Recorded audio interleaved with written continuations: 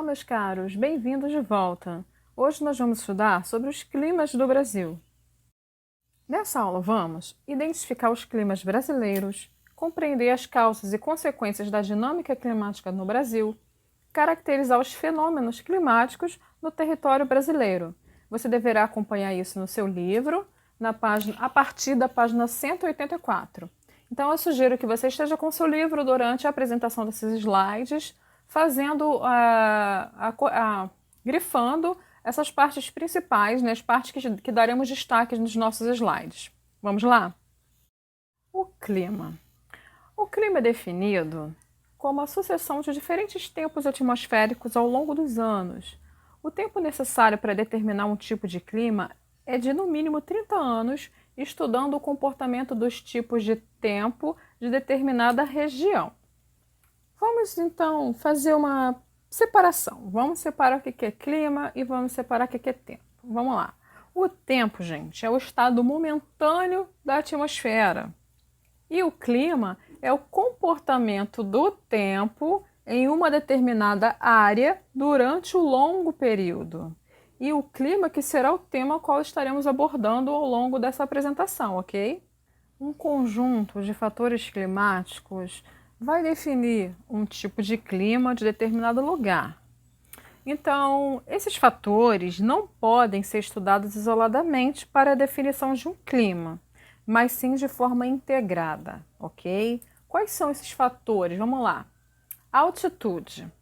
A altitude, em regiões mais altas, a pressão atmosférica costuma ser menor, além do fato da irradiação também ser mais diminuta, ou seja, menor.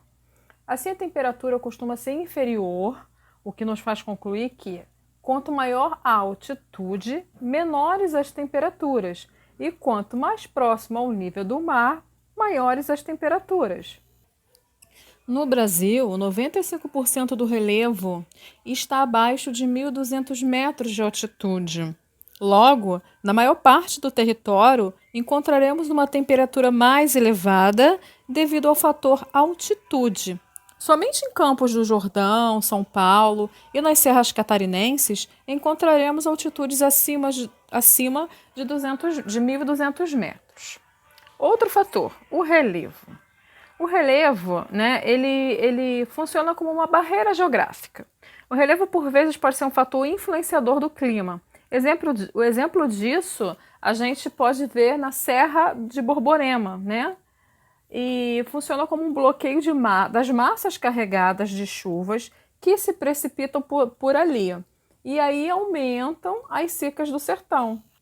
Ou seja, o relevo ele também influencia o clima quando as regiões mais altas impedem a passagem de massas de ar, fazendo com que algumas regiões se tornem mais secas ou até desérticas. A latitude está intrinsecamente ligada às diferenças da radiação solar sobre a Terra. Assim, quanto mais próximo à linha do Equador, mais as temperaturas tendem a aumentar. Por outro lado, à medida que nos direcionamos rumo às zonas polares, menores tendem a ser as temperaturas. No nosso território, a variação latitudinal faz com que tenhamos uma incidência solar variada no território. Nas regiões mais próximas à linha do Equador, nós teremos uma amplitude térmica menor e temperaturas mais elevadas do que nas áreas mais afastadas do Equador. E o que seria, gente, essa amplitude térmica? A amplitude térmica é a diferença entre a temperatura máxima e a temperatura mínima registradas num determinado período de tempo. É a diferença entre a temperatura média do mês mais quente e a temperatura média do mês mais frio. Maritimidade e continentalidade. Elas correspondem à maior ou menor proximidade de grandes massas de água ou corpos hídricos. Além de exercerem variações na umidade, interferem também na temperatura da região. Por exemplo, em lugares que sofrem influência da continentalidade, há uma variação maior da temperatura ao longo do dia, com altas taxas de amplitude térmica. Trocando em miúdos, vamos lá. A maritimidade nas regiões próximas ao mar ou a grandes corpos hídricos apresentam amplitudes térmicas mais amenas e maior índice pluviométrico, ou seja, chove mais. Na continentalidade, ocorre o contrário que ocorre na maritimidade, né? Ela provoca-se menor índice pluviométrico, chove menos, né, em terrenos afastados das regiões litorâneas. As correntes marítimas são porções de águas extensas que fazem um movimento de descolamento nos oceanos. São movimentadas pelas ações dos ventos e pelo movimento de rotação da Terra. As correntes marítimas, elas têm o poder de interferir na temperatura atmosférica e no movimento das massas de ar.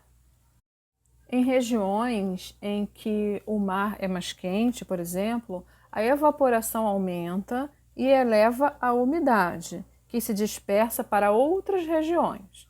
Quando as correntes são mais frias, a umidade local diminui e a pressão atmosférica e a umidade passam a ser menores, o que faz com que essa região acabe sugando as massas de ar de outras localidades, que passam a sofrer alterações em seus climas.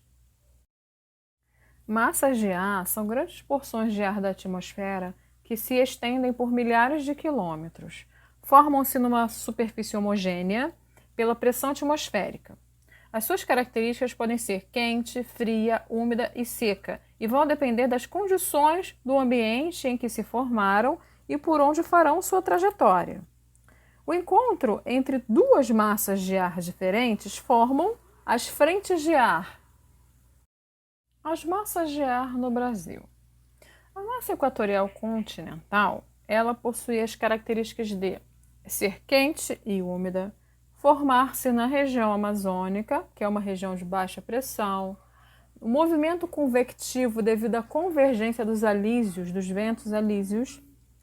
O verão estende-se para o sul, o inverno retrai-se, provoca chuvas na Amazônia e em boa parte do país durante vários meses do ano.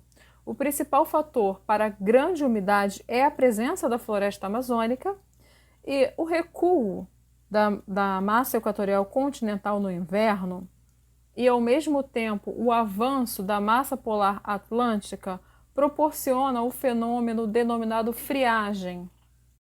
Massa tropical atlântica, também de característica quente e úmida, originária do Atlântico Sul e atuante em toda a faixa litorânea brasileira. O encontro dessa massa de ar com a polar atlântica, que vem da Argentina, principalmente durante o inverno, provoca as tão famosas frentes frias, frequentes em toda a região sul e sudeste. Também nessas regiões, o encontro dela com as áreas de relevos mais elevados provocam as chuvas orográficas durante todo o ano. Massa polar atlântica. Ela é formada no oceano ao sul da Argentina. Essa massa apresenta características fria e úmida. Ao penetrar no Brasil, toma 3 direções distintas, provocando frentes frias, que é quando sobe para o litoral e encontra com a massa tropical atlântica. Pode acontecer a friagem também, quando passa pelas planícies da área central do país, tipo um corredor, e chega ao oeste da Amazônia, causando queda da temperatura. Pode provocar geada, que é quando sobe pelos vales e serras do sul do Brasil, provocando a precipitação de neve ou fortes ventos, como o minuano e o pampeiro. Massa equatorial atlântica. Massa quente e úmida que se forma na porção do Atlântico próximo à região equatorial, no arquipélago português dos Açores, na África. Durante o verão do hemisfério sul, pode descer e penetrar pelo litoral das regiões norte e nordeste, causando chuvas, principalmente na porção norte do nordeste. Massa tropical continental. Origina-se no Chaco paraguaio, áreas de baixa altitude e pouca umidade. Portanto, apresenta a característica quente e seca. Atua principalmente na região do centro-oeste e oeste das regiões sul e sudeste durante os períodos de outono e inverno. Provoca ainda o bloqueio atmosférico que impede a chegada da massa de ar frio vindo do sul nos meses de maio e junho, caracterizando o que se denomina de veranico. Os climas do Brasil. O Brasil está situado na zona tropical do nosso planeta. A zona tropical é responsável pela incidência dos raios solares. A incidência solar na nossa região é perpendicular, ou seja, a radiação solar acontece de forma direta e sem desvio.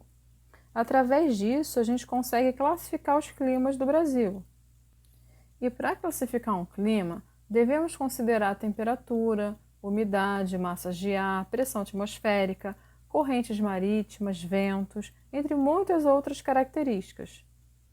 A classificação mais utilizada se baseia na origem, natureza e movimentação das correntes e massas de ar.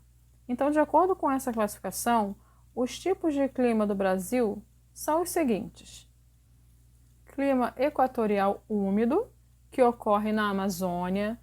Ela provoca altas temperaturas, chuvas constantes e abundantes, baixa amplitude térmica. Clima tropical litorâneo úmido. Ocorre na área costeira do Nordeste e no Sudeste do Brasil. Tem chuvas concentradas no inverno e médias térmicas elevadas. Clima tropical continental. O clima que caracteriza o nosso país. Abrange as regiões do Centro-Oeste, Nordeste, Norte e Sudeste. Apresenta duas estações bem definidas. No verão, é uma estação chuvosa e no inverno, uma estação seca. Clima tropical de altitude. Localiza-se nas áreas de grande altitude do Sudeste. Provoca geadas, baixas temperaturas no inverno. O verão é menos quente e o inverno mais frio. Clima tropical semiárido. É um clima característico do sertão e do norte de Minas Gerais. Falta de chuvas devido à barreira natural da Serra de Borborema no Agreste é uma característica desse clima. Clima subtropical úmido é característico do sul do Brasil, apresenta o segundo maior índice pluviométrico do país. Estações bem definidas e chuvas distribuídas durante o ano todo. Baixíssimas temperaturas, geadas e granizos, neves nas áreas de maior altitude. Então, nós chegamos ao fim da nossa aula, né, com essa apresentação. Eu preciso que vocês façam as atividades do livro, que vão da página 189 até a página 193. Somente do 1 ao 15, ok? Eu agradeço a atenção de vocês e até a próxima aula.